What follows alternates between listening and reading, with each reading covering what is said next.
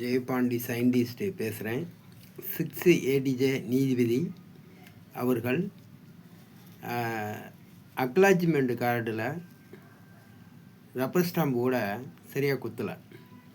அதேமாதிரி சிபிஐ கோர்ட்லேயும் அந்த அக்னாலஜ்மெண்ட் கார்டில் சரியாக இவர்கள் அந்த அக்னாலஜ்மெண்ட் கார்டில் சரியாக இது பண்ணல. அதை கொஞ்சம் பார்ப்போம். இது சிபிஐ கோர்ட்டு.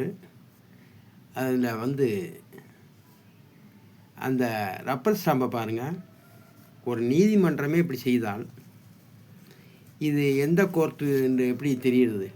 இது 6 ஏடிஜே இதனுடையதும் அந்த மாதிரி தான் இருக்குது. இதில் ரப்பர் ஸ்டாம்பே கிடையாது. எப்படி இங்கனக்குள்ளே குத்திருக்காங்க ரப்பர் ஸ்டாம்பு, ஆனால் கண்ணுக்கே தெரியலை. அதில் கையெழுத்து போட்டதும் தெரியலை. இவருக்கு தான் நான் பத்திரம் அனுப்பியிருக்கேன், 6 ஏடிஜே நீதிபதிக்கு. அதே மாதிரி பிடிஜே இதில் எப்படி தெளிவாக இருக்குது ரப்பர் ஸ்டாம்பு, கையெழுத்து எப்படி தெளிவாக இருக்குது. அப்போ ஒரு நீதிமன்றம், ஒரு நீதிபதிகள் ஒரு ரப்பர் ஸ்டாம்புக்கு உள்ள மை கூட இல்லையா? இதில் மை தெளிவாக இருக்குது, ஆனால் அச்சு தெளிவாக இல்லை. இது மாதிரி தான் இதில் பாருங்கள், ரப்பர் ஸ்டாம்பு தெளிவாகவும் இருக்கும், கையெழுத்தும் தெளிவாகவும் இருக்கும், ஆனால் கொஞ்சம் இதாக இருக்குது. அதே மாதிரி பார்த்திங்கன்னா அந்த கொரியர் அனுப்புனேன்ல, அவங்களும் தப்பாக இதில் அடிச்சிருக்காங்க. என்னன்னு கேட்டால் சிபிஐ கோர்ட்டு 6 ஏடிஜே அந்த மாதிரி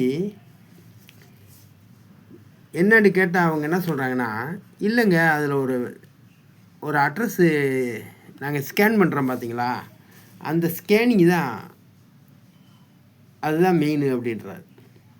இதில் 6 ஏடிஜேன்றது அந்த 6 கூட சரியாக தெரியலை.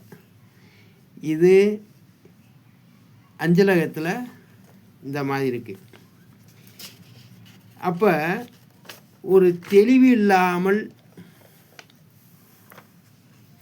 ஒரு தபால் ஆஃபீஸு ஜெயம் 1 தெளிவாக இருக்குது. இதில் ஜெயம் 1 தெளிவாக இருக்குது.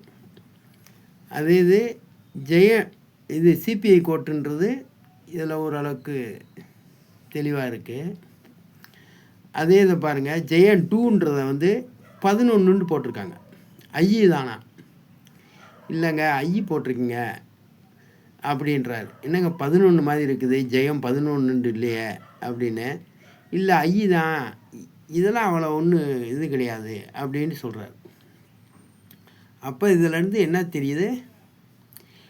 ஒரு நீதிபதியிலேருந்து எல்லாமே ஒரு அக்னாலஜ்மெண்ட் கார்டில் அதை குத்தி அனுப்பணும்னாலும் அதுக்கு மை இல்லை. அப்போ இது மாதிரி சிபிஐ கோர்ட்டு எடுத்துக்கங்க.